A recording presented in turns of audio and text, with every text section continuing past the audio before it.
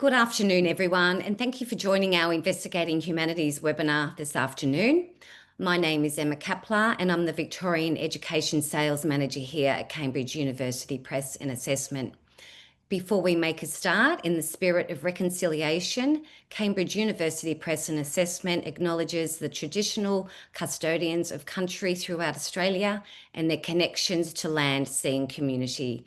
We pay our respects to elders past and present and extend that respect to all Aboriginal and Torres Strait Islander people here today. During the presentations, you can ask questions in the chat box, which we will be monitoring. Or if you would prefer, you can wait until the end where we will have a live Q&A with our authors and our lead humanities and social sciences publisher, Nick Alexander. After the Q&A, I'll be detailing the availability and pricing of our new series. The Investigating Humanities author team includes over 20 passionate educators, and speaking to you today about the new curriculum, we're lucky to have the following authors representing their subject areas. Adrian Defanti, our lead author for geography, is an active member of GTAV and has taught geography for over 15 years. Sharon Davis and Julie Bova are lead authors and reviewers of First Nations content across the series. Sharon of the Bardi and Keyjar peoples is the inaugural CEO of the National Aboriginal and Torres Strait Islander Education Corporation. Julie is an educator with over 10 years classroom experience, and together with Sharon runs Gorlil Consulting. Dr. Kevin Gould is our lead author for economics and business and civics and citizenship, and is passionate about curriculum development with over 30 years of teaching business-related subjects at school and tertiary levels. James Sash, our co-lead author for history, is a current board member of the HCAV and has taught humanities for over 10 years. Thank you. I will now hand you over to our first speaker. G'day everyone, my name's Adrian and I'm the lead author for geography for Cambridge's new textbook called Investigating Humanities. I've been teaching geography year 7 to 12 for the last 16 years, and I've also been an author for several publishing companies for the last 10 years. And today I want to talk about the changes to version 2 of the Victorian curriculum, both the content and the skills, and how we're incorporating those changes into our new textbook series. Okay, so the first thing I want to talk to you about tonight is the changes to the content descriptors. So the good news is there's no fundamental changes to the content in geography, and what I mean by that is the main topics or the main units have remained the same. So year 7, for example, is still water in the world and place and livability, and all the way through to year 10, there's been no changes to those. However, there have been some updates to the details of the content descriptors. And the idea is they've restructured some of these to try to simplify the content, and you can be the judge as to whether it actually has simplified those and made your life easier. And so, for example, here are 2 curriculum dot points from the old curriculum, one about classifying water as a resource and one about the way in which water flows through the landscape and has an impact on the environment. In the new curriculum, these 2 dot points have been merged into one, which does make it a little bit easier to read through and get a gist of the curriculum, but it doesn't really necessarily help you if you're trying to plan learning sequences and address different aspects of this curriculum dot point. And this is where our textbook's been structured in a way to try to make that easier for teachers. So we've structured our textbook into lessons, and each lesson is designed to be 45 to 60-minute period, which is standard hopefully in most schools. And in this case, we've got 3 different lessons that have been linked just to answer this particular curriculum dot point. And this is not the actual lesson. This is just a sample of snapshot of some of the features of the lesson. But each lesson, as I said, is designed to be worked into an actual physical period in a school. So lessons begin with a focus question and a learning intention and some form of lesson starter activity, which I'll talk more about later on. In this particular case, where lesson 8.2 has a look at different types of resources, renewable, non-renewable, and their different classifications, how water can be classified as a resource, and a traditional example of the water cycle. Then the following lesson has a look at how water exists in different forms in the landscape as surface water, groundwater, potential water sources. And you can see here we've got examples from around Victoria and around Australia. We've also got some international examples, and each lesson, as well as covering all the content, has a concepts and skills builder where we're addressing the key geographical concepts. It's also where we're developing skills that are progressing in difficulty, and I'll show some more examples of that later on as well. And the third lesson in this series for this particular dot point has a look at how water flows through the landscape. And in this case, having a look at how the river system of the Dandenong Creek changes from upstream to downstream, and also having a look at how water that's in glaciers in Bhutan melts and flows through rivers, which is then used by local people for agricultural uses, domestic uses, industrial uses. And then the lesson ends with an example of the urban water cycle, which shows how urbanisation affects the flow of water through city environments and how that impacts on urban streams and habitats. So those three lessons are designed in a sequence. They show a narrative and they address every aspect of that particular curriculum dot point. Another thing that's happened in this curriculum is there has been a simplification of some of the languages, which does sometimes increase the scope because it's a little bit more general, and it gives teachers a little bit more scope to do their own thing and bring in their own examples. And this is an example here where the language has certainly been simplified to do with hydrometeorological hazards. Now, in this case, we've done a brand new case study, and all the case studies in our textbook have been updated for geography. And we've aimed for case studies that are 2 or 3 years old in most cases. Sometimes they're older if they're a particularly significant example, but 2 or 3 years is the sweet spot. And that's one, because we can't do events that have happened last week or a month ago, because it takes a good year or two to actually write a textbook. But often having a case study that's a few years old, it's still relevant, it's still current. Students hopefully have remembered seeing it in the news, but also there's been enough time to explore some of the impacts that have come from that case study. And then if there's been some sort of management to ensure an impact is managed more appropriately in the future, students can actually access data to evaluate that management. So in this case, looking at 2022 Lismore floods, there's rainfall data maps, there's photos, there's graphs having a look at flood data, lots of different stimulus to keep students interested. In this example, this shows where the opposite has happened and the actual complexity of the dot point has increased. So in this case, it's about the influence of people and livability, and they're specifically wanting teachers and students to learn about the cultural connectedness of Aboriginal and Torres Strait Islander peoples to country and place. And there's other examples of when they've done this to the content descriptors. There's been lots of examples where in the first edition of the curriculum, climate change was not necessarily mentioned explicitly. They've sort of danced around the idea, which I think was for political reasons, whereas now they've mentioned climate change explicitly many times throughout the geography curriculum. And we've certainly addressed that explicitly in the textbook as well to cover that. But in this particular case, just as an example, we have video clips of Indigenous Australians. We've also hired some consultants who are experts in this to review some of our work to ensure that it's culturally significant and accurate and appropriate. And they've also written some of the content as well to bring in their Indigenous perspective. So it's certainly been a big focus of our textbook, something we're very proud of, and something that will be useful for teachers and for students. Just an example here to show how we've updated some case studies as well. In this case, teachers and students have to learn about an example of water scarcity in either Australia, West Asia or North Africa. So in this particular example, we've chosen water scarcity in the United Arab Emirates.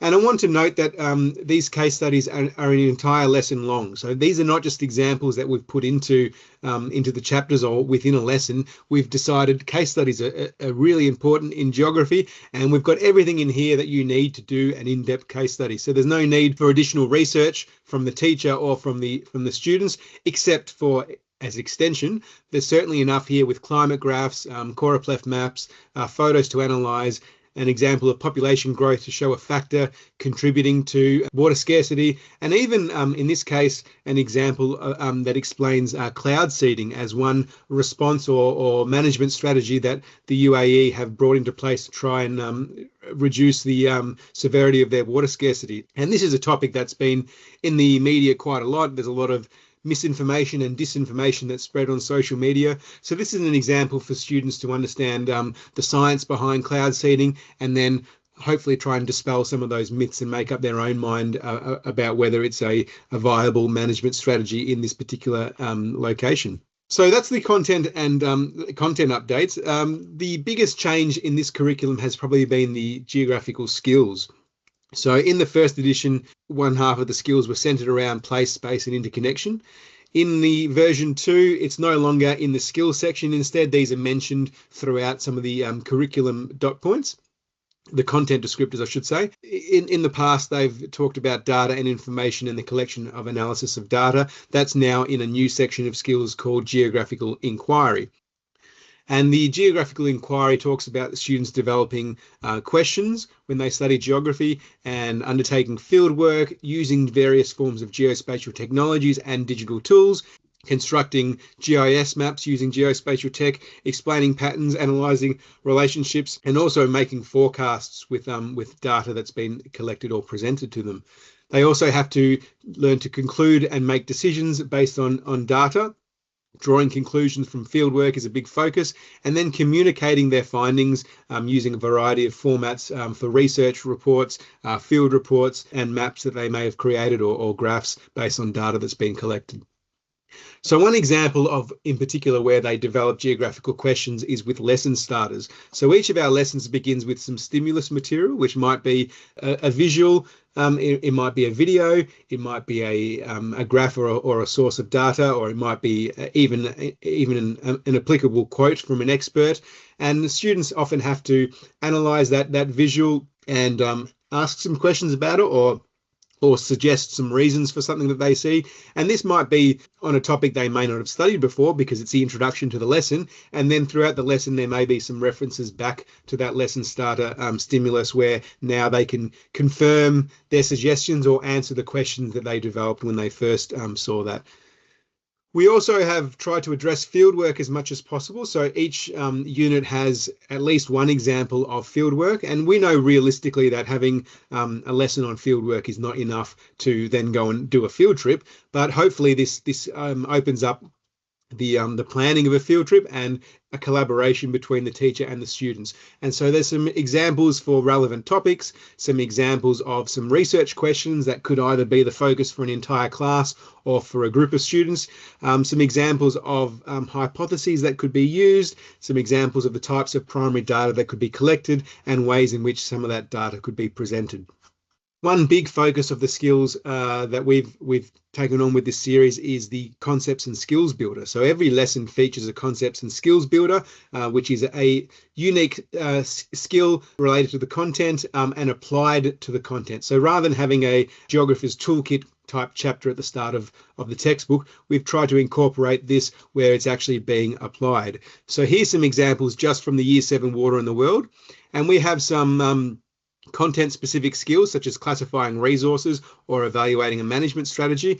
We've got some numeracy-based skills such as interpreting bar graphs or segmented bar graphs or line graphs. We've got some traditional geographical skills, I guess, such as describing spatial association. And we've also got some more modern skills using geographical information systems and other geospatial skills. And the idea is that these increase in complexity through the year levels, and also that throughout a unit, they may also, once the skill has been presented in an earlier lesson, in a later lesson, there may be a throwback to that particular skill when it's being applied. Each of these skills has some instructions, and they've also got some instructional videos. And so here's an example of a digital tool. In this particular skills builder, it gives students some explanation on what a scatter plot is and how to analyze data using a scatter plot. And then there's a little 3 to 5 minute video with instructions on how to access the digital tool, manipulate data, play around with different variables. In this case, have a look at the distribution of different data, So I haven't got the sound turned on here, but there is a screencast style video, that the sort that students would be used to seeing on something like YouTube, that has all the instructions. So the teacher, we would recommend, would watch these as well and learn before the lesson, but they could also be set as an independent thing for students to teach themselves those skills. Here's an additional example about using satellite imagery and creating a GIS map using Google Earth Pro. So here, for example, students learn how to trace polygons onto a satellite image to analyze land use and having a look at the distribution of land uses. This is a particularly good video because it also shows students how to add a title and a legend to their map, and an orientation and a scale. And this is the sort of skill that won't just be used in lesson 14.7 in year 8, but it's a sort of skill that students will develop and be able to use year 9 and year 10. And even if they study geography at VCE level, this is certainly a skill that they can bring with them and add to their toolkit. Here's just one more example of using a geographic information system for, this is for census data, which is accessed from the Australian Bureau of Statistics website. So once again, this is students using real data, and in this case, they're having a look at the different methods that people use to travel to work in different parts of Melbourne. So this is commuting by train, and they'll analyse that data and draw some conclusions to compare inner and outer suburbs in different regions of Melbourne. And this is from the Year 10 textbook. So this is an increasing complexity. In this case, they're having a look at closing the gap targets. This is the gap in life expectancy between Indigenous and non-Indigenous Australians. And students are prompted to draw a line of best fit, and then to actually forecast this data to determine whether the gap is likely to be reduced or whether it's on target, and suggest what more might need to be done by governments to try and close that gap. And I want to show you this example for some of the more traditional geographical skills, such as analysing a climate graph. We've employed some excellent geography teachers to make some excellent videos, some really entertaining videos showing students how to do these skills. And I'll just show you a short excerpt of this one. Welcome back to Geography Explained online. For Cambridge. I'm Sammy. I'm Stez. And today we're going to be looking at climate graphs. I love climate graphs. They're so easy to understand. They're so great because they combine data really well. We've got column graphs going up. And then we've got a line graph going over the top. Like and they that. tell us so much about a place. So let's get into it and look at some climate graphs. Looking forward to it. So you can certainly see how they can be applied in the classroom, or even if you're absent for a lesson. Really engaging modern videos, really designed for the year level in mind in terms of complexity and length. They'll be really useful for you. And here, setting the scene, this is just showing how units are introduced. So each of our unit begins with a setting the scene, which is a modern example, an exciting example.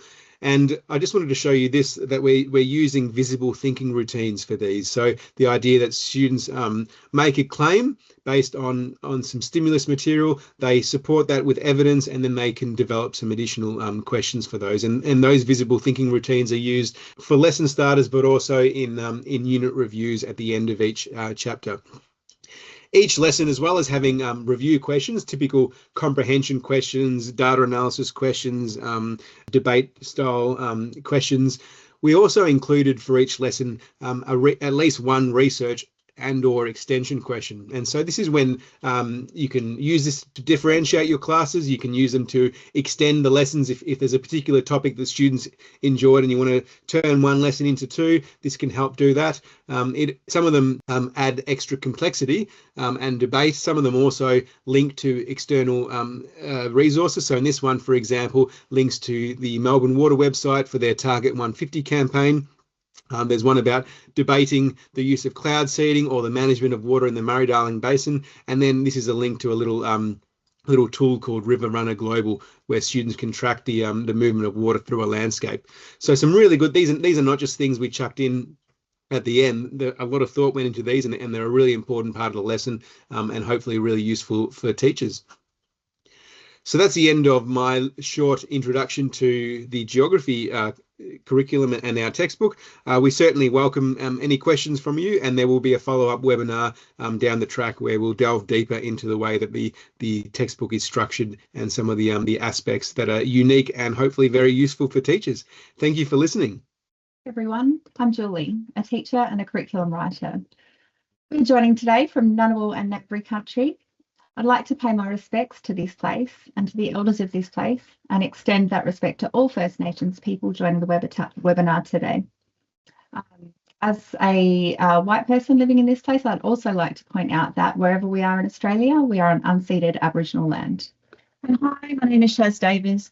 I'm a non-binary Bargidja person from the Kimberley. Jules and I co-founded Gurlil Consulting, where we work with schools, systems and educators to centre Aboriginal and Torres Strait Islander voices, truths and knowledges. We're really proud to have contributed to the Investigating Humanities series, and we're here to walk you through how we approach this work and how you might be able to bring it into your classrooms with confidence. Before we dive into the content, let's be honest about something a lot of teachers feel when approaching this work: fear. I've had teachers tell me that they're afraid of saying the wrong thing, afraid of causing harm, and afraid of not knowing enough or having enough background information. And I get it. The fear is real. But if you're feeling that, don't let it stop you. Let it remind you that this work matters. And to help you address this fear of getting it wrong, we're going to begin our content with cultural safety. So this series includes an introduction to cultural safety for teachers and another for students. We developed these guided by two key questions. One, how do we ensure that teachers understand the concept of cultural safety and how to apply those principles in teaching this content? And two, how do we ensure that students understand and can practice cultural safety so they can work together in safe and respectful ways? Because that's how truth telling happens, through shared learning and honest conversation. When teachers can walk that path with students, it shifts the learning for everyone. So let's talk about cultural safety for students. For many Aboriginal and Torres Strait Islander kiddos, school hasn't been a safe place. It has been a place of harm through either invisibility, misrepresentation, and sometimes outright racism. So we wrote this content with those students at the centre to make sure that they're seen, heard, and reflected as the leaders, knowledge holders, and change makers that they are. And for non-Indigenous students, cultural safety means being invited into the truth, not sugar-coated, not avoided, not centred around the same old colonial narratives that leave previous generations like ours not knowing the full truth of the places on which we live and learn, but taught with honesty, context and respect. It means learning to sit with discomfort, asking hard questions and staying open to perspectives that might challenge you. So in addition to the introductions to cultural safety, we were invited to write lessons about First Nations peoples and cultures, resistance and success. We also contributed to other authors' chapters by reviewing content for cultural safety and respect. And so in doing this work, we were guided by three principles: strength-based representation of First Nations people, historical and ongoing truth-telling, and the opportunity for all students to learn about the people who practice the oldest continuing culture on Earth. These lessons are designed to meet you where you are as a teacher. Whether you've been teaching First Nations content for years or are just beginning, you'll find support embedded throughout. Each lesson includes scaffolded inquiry questions, clear student-friendly definitions of key terms, contextual information for you so you can teach with confidence, prompts for navigating respectful discussion, even the tough stuff. The aim is to build your confidence while making sure you never feel like you're walking in unprepared. For students, we've aimed to create culturally safe content by ensuring First Nations students can see themselves reflected as knowledge holders, activists, leaders, and innovators, not just in the boring old stories of harm and deficit that we often hear. For non-Indigenous students, it's about engaging deeply and respectfully. It's about being invited into truth telling and truth listening and understanding what it means to listen with truth without being shielded from discomfort. Here's what we've focused on to achieve that. So we focus on truth telling. We don't shy away from the hard parts of our history. Some of the lessons explore William Cooper's activism and the Day of Mourning, the 1967 and 2023 referenda, the Jaburong birthing trees and the resistance to their destruction, the impact of colonisation on country, culture, law, language and kinship, and the continuity of Aboriginal and Torres Strait Islander presence, resistance and leadership today. Students are given space to explore big ideas like sovereignty, resistance, racism, and the Uluru Statement from the Heart with the structure that they need to unpack them safely and respectfully. We always use strengths-based framing. There's no deficit framing in these lessons. Deficit framing of First Nations people is common and dangerous. It supports systems that were built on racist ideas and influences the way that individuals think and behave. Instead, we centre Gunditj Mara aquaculture systems at Budgebim, one of the oldest sustainable engineering systems in the world, the activism and political organisation of William Cooper and the Australian Aborigines League, the cultural leadership of Djabwurrung people in protected sacred birthing trees, modern First Nations leaders like Lydia Thorpe and Megan Davis, and the sophistication of First Nations systems of governance, economy, and environmental stewardship.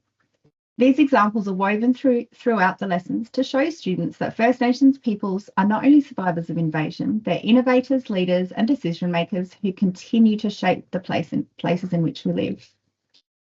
One of the things we're proudest of is how each lesson links past and present. For example, students compare the 1967 referendum to the 2023 Voice to Parliament referendum to explore why one succeeded and the other one didn't. They examine the language used in campaigns, the role of bipartisan support, and the impact of misinformation and racism in public debate. And also what civic engagement can look like today as a First Nations person and as an ally. This isn't just about history, it's about helping students understand how power works now and how they might engage with it. We also focus on access for all learners. These lessons are built to be inclusive and accessible, which means there's a clear structure and pacing, visual timelines and glossary support, reflection, tasks and digital quizzes, and differentiated activities to stretch and support students at all levels. They're mapped to curriculum outcomes across history, civics and citizenship, geography and economics. But more importantly, they're mapped to the kinds of thinking and feeling we want students to carry out of the classroom. Throughout the lessons, we model language that tells the truth because language matters. We don't say settlement when we mean invasion. We don't reduce people to statistics. And we use the present tense to talk about living cultures.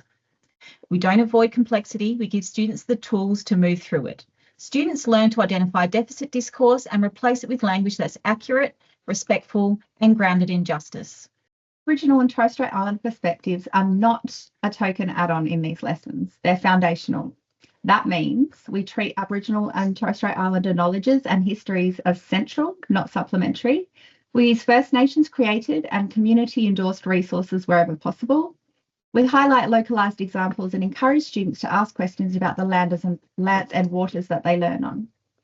We've also included language guidance to help students and teachers use appropriate terms, like why it matters to say sovereignty was never ceded, or when to use country with an uppercase C. So we hope that when students walk away from these lessons, they're not just remembering names and dates.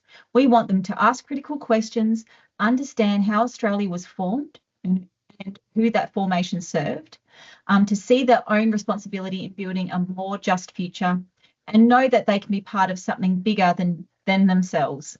These aren't lessons just about First Nations people. They're for every learner, every classroom, and every school. Thanks for taking the time to explore this work with us. We hope that the resources will give you what you need to teach truthfully, model curiosity, and to help students connect deeply with the stories that shape this place. If they help students think, feel, and act a little differently, then we've done our job.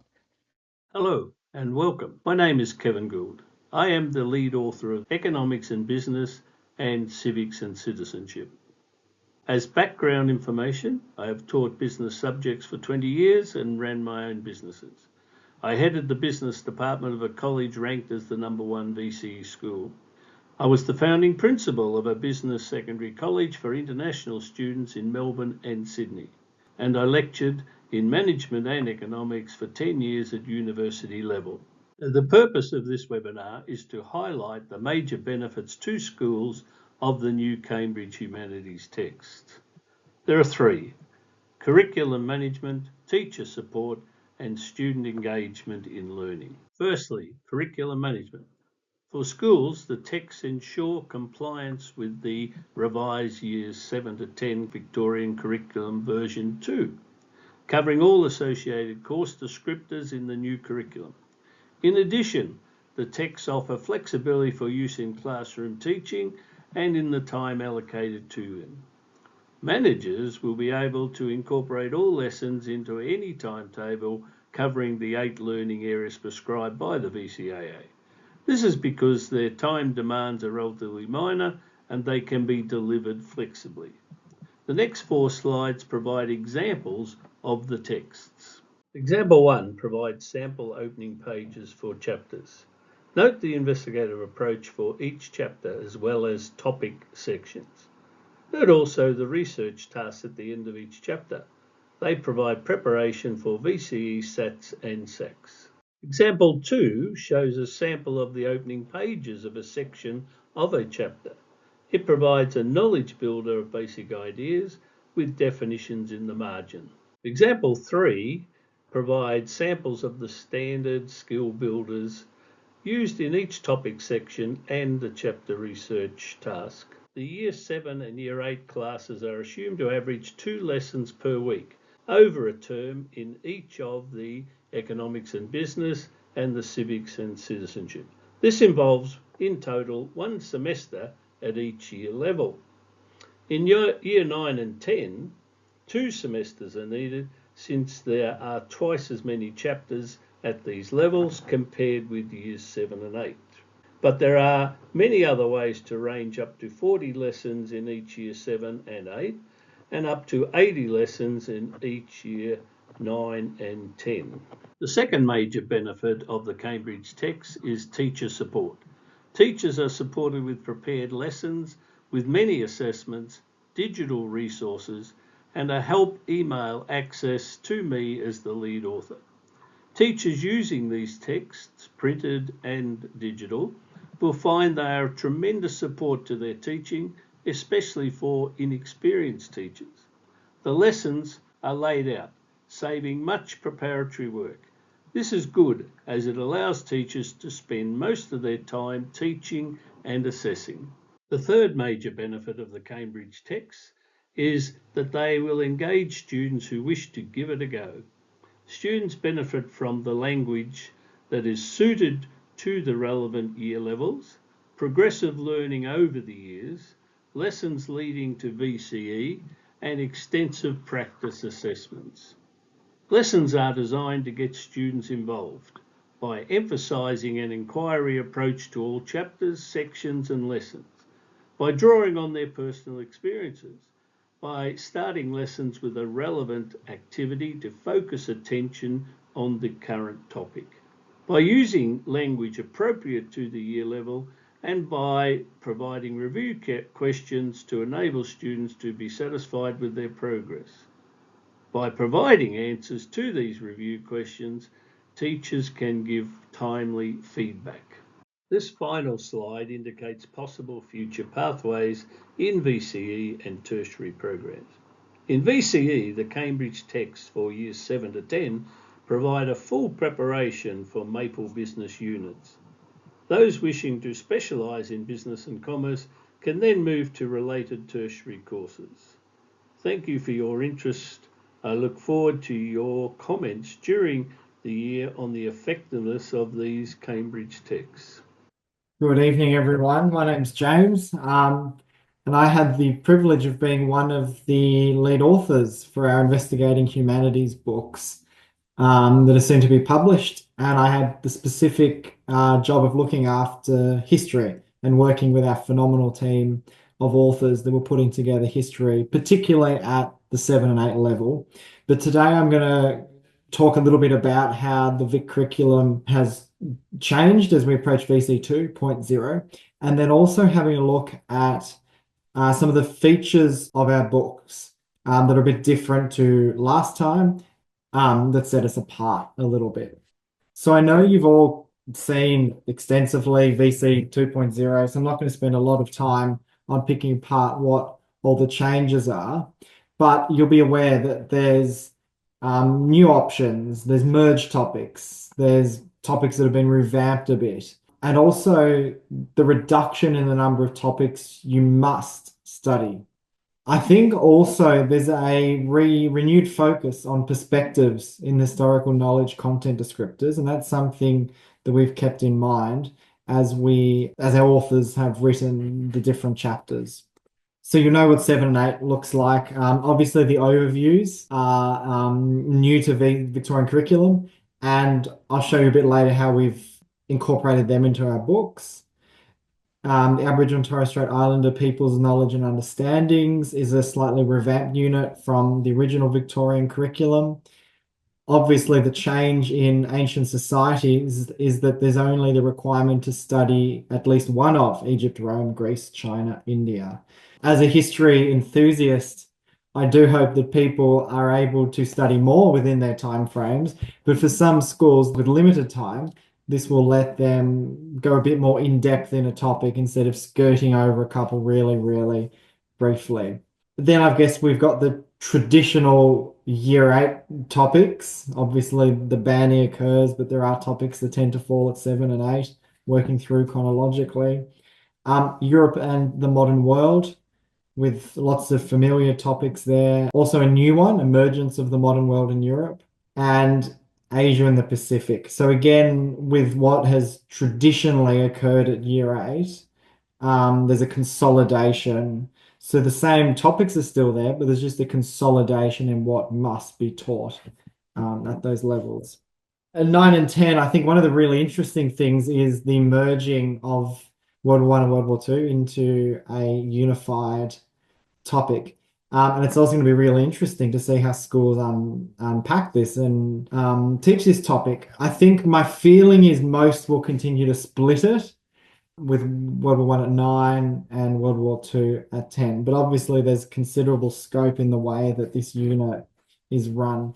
And I'll talk about later how we've tried to cater for whatever direction your school might be going in. I think with a banded curriculum at 9 and 10, it can sometimes be tricky to work out what people are going to do at different levels. And some of the revamp here has certainly made that the case. The Industrial Revolution topic being absorbed into the overview. And then we've got a few more options under that Investigation Asia. And interestingly, Investigation Australia topic being an either or option. So looking at Investigation Australia or one of the globalizing world options there. Within the skills, concepts and skills strand, I think we've seen a closer alignment to the Australian curriculum with the addition of that communicating strand.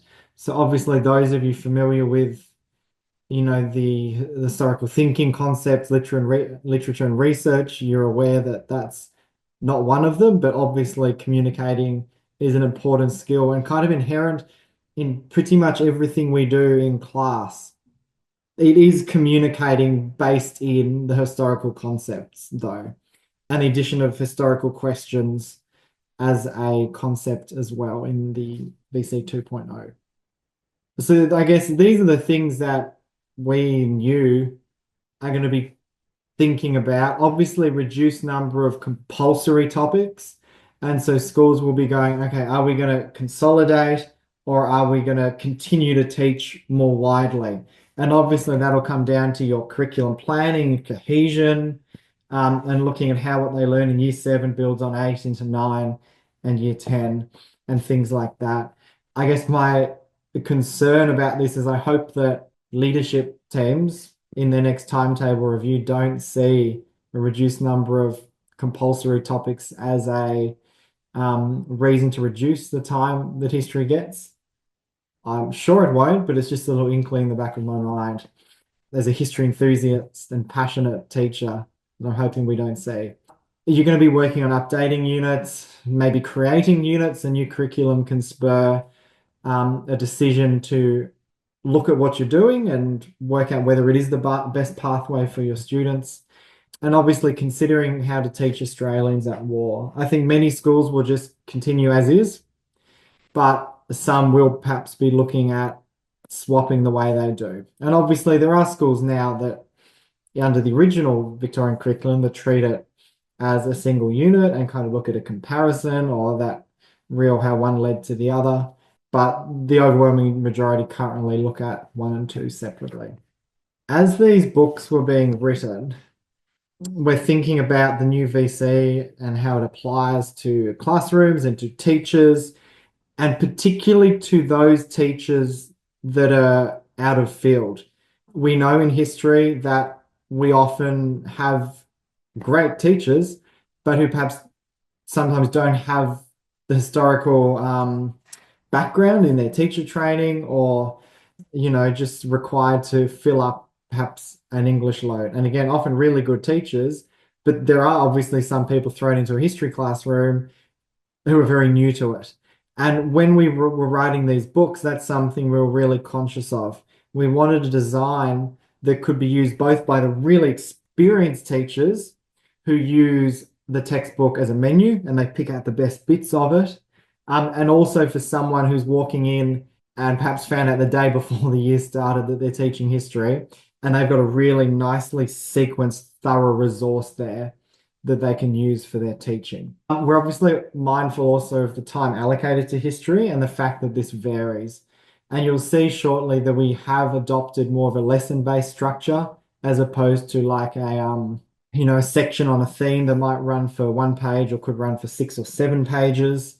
We've trimmed that back into lesson-sized chunks of time. We've sort of aimed for 50 minutes, but there's being a fairly common lesson time. But of course, there's scope to increase, decrease. If you have more time, that's where you can build on this resource. If you have less time, that's where you can select what you think is most crucial for your students to know. So let's have a bit of a look at how things have changed in our Investigating Humanities series on the history side. But we've adopted this lesson-based structure. So each lesson's based, it's a ready-to-use lesson, clear inquiry question, engagement activity, the body of the lesson with skill and concept activities, and the review consolidation of knowledge questions as well. A big change also is we've really worked to make the content more accessible and student-friendly. The first edition was very thorough, of course, and we do maintain the rigor because we believe it's important for the students to know lots about what's going on. But we have reduced content in many places and improved the language we've used as well. So most students will be able to access the material, the content of our lessons. There's a bit of a mock-up there of the kind of investigation planners that we offer. So with our lesson-based structure, we also develop this, it's essentially curriculum documentation that is also available editable that you can use as a starting point depending on what your school requires you to produce in terms of lesson documentation. So again, we've kind of aimed at 50-minute lessons, but of course there's scope to go much further and extend, and there's scope to reduce depending on what you require. So some of the new things we've got the lesson starters throughout the book. I'll show you some examples of those in a second. A wider range of activity types within lessons and within the end of lesson reviews. We've diversified the kinds of activities that we ask students to do. There's short activities, there's long activities, and our skill activities across the chapter, you'll see nearly all of the historical skills and concepts touched on in each chapter. We've also revamped our end of chapter tasks to support student reflection of what they learned and assessment. And again, it too serves as a bit of menu where you can use all of it, or you can pick out the bits that are going to work for you and what your students are doing to help really consolidate what they've learned in class and to enable them to go on and think critically and creatively about all this really interesting history that they've learned. I really like this aspect as well, which it will make more sense when you see an example. But in not all, but about 50% of our images, where the source is suitable for this, as well as the caption, we've put a little question there, and I'll talk more about that when I show you an example. And we have really strengthened the Aboriginal and Torres Strait Islander voices and perspectives throughout this. You've heard a bit from Gurlil a bit earlier about their input and some really interesting teacher and student resources that they've developed. And of course, a heavy influence right through the entire book to help teachers confidently and respectfully teach First Nations Australia history. I'm just going to show you some examples now of what's changed in our books. So lesson starter activities, these are cool. They can go for 5 minutes, 10 minutes, and you can kind of use them how you like. It could be discussion, it could be students working silently, but it's a really good way to, you get the students in the room, and you get this up on the board or however you want to set it up, and they're going straight away. And they're looking at sources. And we've got a huge variety of these lesson starter activities. We've got physical sources, we've got written sources, we've got thinking routines, we've got lesson starters that link to prior knowledge, we've got lesson starters that kind of activate knowledge about the topic they're about to learn. So we do have considerable variety in these starters, and I think they're a really cool addition. Every lesson has one concept and skill builder activity, and throughout the chapter this varies. So we look at all the different concepts and skills. Sometimes we have a look at a couple of skills in one activity. Again, a huge variety of how these work. Heaps of working with sources, perspectives to emphasize that reinforced praising in the curriculum. And you'll see, yeah, every lesson has one of these skills. And then at the end of the chapter as well, the concepts and skills are really important in our end of chapter reviews. The caption questions, which I quite like, and I suspect this is something that we'll do anyway, is we have the source and we ask students questions about it. So here, our authors have designed some of these questions for you to make life that little bit easier, and to also kind of serve as a starting point for the other things you might like your students to think about. So you can see in blue, say source 1.2.2, Leif Erikson. This painting was created over 800 years after his landing. How is he remembered here? With the sources, how is this vessel different to those in the Xia dynasty? So thinking about change over time, what do these differences suggest about Shang culture and craftspeople? So there's lots of these throughout the book, throughout the history section, and I think they're a really cool way to get students working with these sources beyond just having a traditional caption. And I mean, you could run this in lots of different ways, like think, pair, shares, written activity, straight into a whole of class discussion. I think they are a cool addition that just helps you to really make the most of the sources that we've provided on the page. Our history follow the end of chapter review activity structure as follows. So there's a brain dump activity where they're recalling what they remember, because obviously retrieving helps strengthen that memory. We've got visible thinking activities to help students think more deeply about the content, a whole range of practice questions, short and longer questions, and an inquiry reflection activity as well within that section. A bit difficult to read, I understand, on the screen, but you can see there, so the brain dump was on the previous slide. We have a circle of viewpoints. Is our thinking visible? A whole range of practice questions there. Some short things, longer questions, and really you can use them in whatever way you want. They could be the starting point to build an inquiry task. If the students are doing something like a test, they're fantastic practice questions. They could serve as prompts for research projects as well. So it's a very comprehensive end of chapter review section. So obviously we have the overviews now being new in the Victorian Curriculum 2.0, and we have quite detailed overview chapters, which I think sets us apart to some other publishers. We think the overviews do provide some really useful context. And so we've provided a lot of detail, so it's there if you want to use it. We know some teachers will be very brief with the overview. Others will go into a lot more detail. So we've given you info and activities and the same source, or working with source opportunities in our other lessons within our overviews.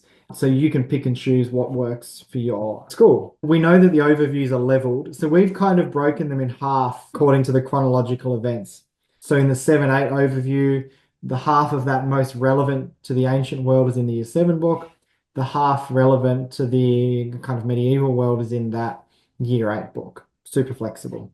Our Aboriginal and Torres Strait Islander people's knowledge and understandings, deep time to the modern era chapter, something all of our Year 7s will study, is a really, really interesting chapter. It's a really thorough and well-written chapter, and I think it will give people a lot of confidence about what they're teaching. I think it's important to remember that while it is, Year 7, ancient world, we really stress the fact that these cultural practices remain ongoing, and we're not studying a culture that's finished. but a culture that has been ongoing for such a significant period of time in our country. And of course, we've worked with a range of First Nations and non-Indigenous educators from around Australia to make this happen. Lastly, I'll just wrap up with Australians at War. So we know that the merging into the one overarching topic might change the way some people do it. And so we want to give you maximum flexibility. So we've maintained the World War I chapter in print in Year 9 and the World War II and the Holocaust chapter in Year 10 with access to the other one in digital form as well. So in Year 9, you'll have access to Year 10 and Holocaust chapters in digital form. And at Year 10, you'll have access to World War I. The other thing is we've got the whole chapter on the Holocaust. So not just a page or a spread, but a really thorough, significant, well-researched chapter, which includes testimony from some of the Melbourne-based survivors, who some of you may have met at the Holocaust Museum. Rich primary sources, a really interesting chapter that emphasizes the importance of the Holocaust as a historical event. So that's all from me today. Thank you for coming along tonight, and I look forward to answering your questions shortly. Hi everyone, my name is Nick Alexander. I'm the publisher of Investigating Humanities, and thanks a lot for joining us today. We've got a few questions from the audience for a few of our authors. So for the Q&A, we've got Adrian for geography, Julie talking about First Nations perspectives, and James talking about history. So Adrian, the first question is for you. Amanda asks, are the skills videos that you talked about, for example, the climate graph video, able to be viewed on a teacher copy or just a student copy of the digital resource? Yes, they certainly can be viewed on both the teacher and the student resource, and they are designed for both students and teachers for sure. So I'm working with the screencast videos, all the digital skills, all the Google Earth, GIS and stuff like that. And we know that it's definitely an area of weakness or an area in which a lot of geography teachers lack confidence. But I also know from my experience that students really enjoy it and they're really quite good at teaching themselves if they have a starting point. So the idea with those videos is you can learn with the students. There's nothing that's too heavy in there. They're used to following YouTube and teaching themselves that sort of stuff. And with the more traditional skills with Sammy and Alex, I think it is, they have a lot of videos. They started creating them during lockdown 5 years ago, and they haven't stopped ever since. And they've got a huge amount of energy, and so they are a really great part of the series. Thanks, Adrian. We've got another question for maybe James. So James, for history, what do you think is the biggest challenge presented for teachers by the new Victorian curriculum? I'm going to cheat and quickly mention two, I think. Firstly, with any new curriculum, and there are some significant changes in the history space, it's kind of reviewing what you're currently doing, working out if you're going to make that change. Picking up a different subject can be a different topic, can be really challenging and time consuming, but there might be some new options, for example, under the Asia topic, that better fit your context. And that's where I think a book like ours with the lesson plan could be really cool and help you make that leap into something that's quite new. I think the other thing always is embedding those skills and concepts in your teaching. I guess it's probably not new for VC2, but particularly for those who aren't history trained, making sure that we're not just teaching the content and this happened when, but all those concepts like why was this significant? What does significance look like? Cause and effect and things like that. I think they're perennial issues for history teachers. Thanks, James. I might ask Julie the same question. What do you think, Julie, is the biggest challenge for teachers with this new curriculum? Thanks, Nick. I think the greatest challenge with this new curriculum is the larger amount of content that's specific to Aboriginal and Torres Strait Islander histories and cultures. So what that requires from us as teachers then is to do some professional learning, and in this case we have included that professional learning, or the start to that professional learning, within the textbooks themselves. So that's why we've included an introduction to cultural safety for teachers and one for students as well. So the introduction to cultural safety for teachers gives us that safety that we need to know that we're going in to teach this content in a way that is going to be both culturally responsive, that is for the Aboriginal and Torres Strait Islander students in our classrooms, but also culturally safe. So both of those things are really important. And also students, if we think about the ways that students interact with each other, as James was saying earlier, it could be that you're doing an individual task, or it could be a discussion. So if we think about a discussion, we think about the ways that students interact with each other. We've also provided them with some information about how to have those really tricky discussions about Australia's history and about Aboriginal and Torres Strait Islander perspectives, and the reasons why that this content is now being included in teaching and learning, where it may not have been to this extent in the past. So I think it is a challenge, and it is an ongoing challenge for us as teachers and Australians, but it's exciting to know that those resources are there to support you to do it in a culturally safe way. Thanks very much. It's so great to have you and Sharon on the author team. Thank you. We've got a question from Amanda for you, James. So you've mentioned that for Australians at war, that students and teachers will have access to the alternate chapters digitally. Amanda wants to know, is this the case for topics across the other investigations, the other substrands of the humanities, and also for the other history topics?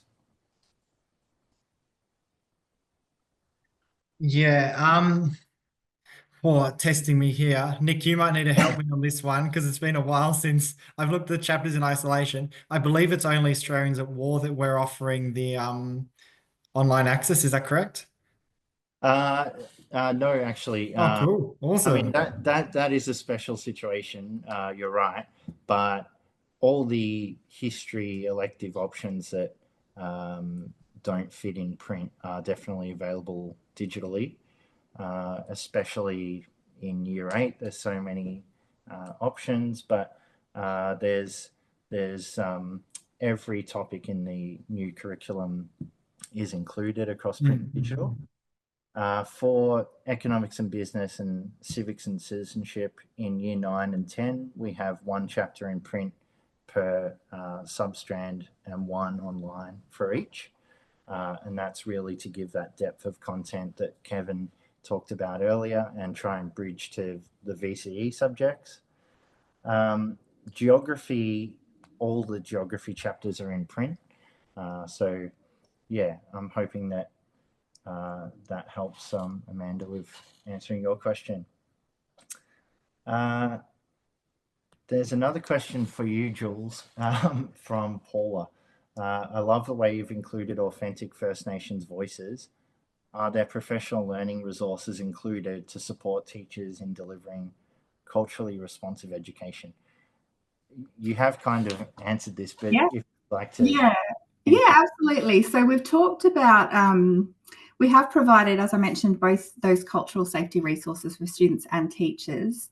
And cultural safety and cultural responsiveness go hand in hand. So we do encourage, we have included quite a few areas of kind of further exploration that you can undertake. And we really do encourage you, if you have the time. I know how busy it is in the classroom, and I know it's really, really tricky. But what I really love about these resources is that you as the teacher have an opportunity to dive into some of the learning that you might have missed out on in your own schooling. And I know as myself in my undergraduate degree, didn't really have an opportunity to learn about some of Australia's true history. So while there are those resources to help you with cultural safety and cultural responsiveness, your own position and understanding of yourself as an Australian and as a professional teacher will also grow as you engage with the student resources. So it really do have a read over them before you engage with them with the students, because that will help you to build up your content knowledge and support you in your cultural responsive teaching. Thanks very much. We might just finish up with one final question for Adrian, and it's the same question from earlier. Adrian, for geography, what do you think is the biggest challenge presented by the new curriculum?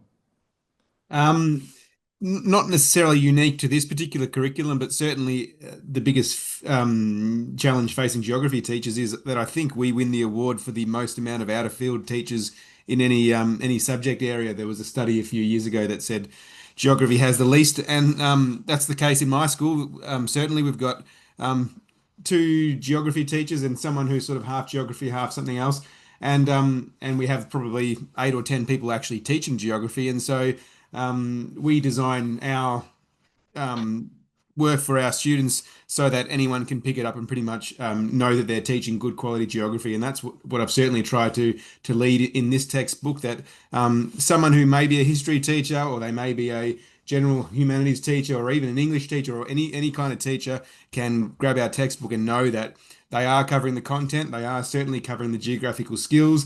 There are some videos there for teachers who aren't confident with those skills. There's answers provided. There's teacher information, but even just day to day, I mean, you can walk in and, as James was saying, you've got your lesson started ready to go. You know, you've got a bunch of really good data in there. You have detailed case studies that go for an entire lesson. In some cases, you have detailed skill builders that make up the majority of a lesson. So really, you can't go wrong. I mean, there's assessment tasks. You could, if you really wanted to, you could teach this without doing any other preparation. I don't necessarily recommend that, but you could definitely do a good job just with our textbook and cover every aspect of the content and the skills of the new curriculum. Thanks very much. I think that might be it for the question. So thanks again for joining for the Q&A, and I'll throw to you, Emma. Thank you, Nick. Thank you, everyone. If you didn't get a chance to have your question answered, please do reach out to your Cambridge consultant. I'm going to share their details with you in a moment. I've just got a couple of slides to run through, and then we can finish up. So the publication dates are as follows on your screen. We have page proofs for every year level as well. So we will be in touch with you, but if you'd like to see them as soon as possible, please do reach out to us. We'd be happy to come out and show you through the series, the awesome platform that also supports the series too. Next slide, please. And just the pricing for you. So you've got print and digital, $74.95, and digital only is $59.95. The online teaching suites are only provided to schools that book list the series. So if you want to get your hands on these, that's the way to go. Here are your rep details. So I look after the Bayside and Mornington Peninsula areas. We've got Lamone, who looks after the north and part of the northeast. Kim looks after east and southeast, and we've got Marcus, who looks after the west. So please do reach out if you'd like to see the wonderful books that our authors have put together. That is actually all from us then. Thank you so much again for attending our webinar. Thank you for the amazing contributions from our author team as well. We are, as I said earlier, really lucky to have such a talented bunch with Cambridge. That is all from me. Oh, I didn't forget to mention that this has been recorded, so you'll receive your link to the recording next week as well. So look out for that from us. But thanks again, and I hope you all have a lovely evening.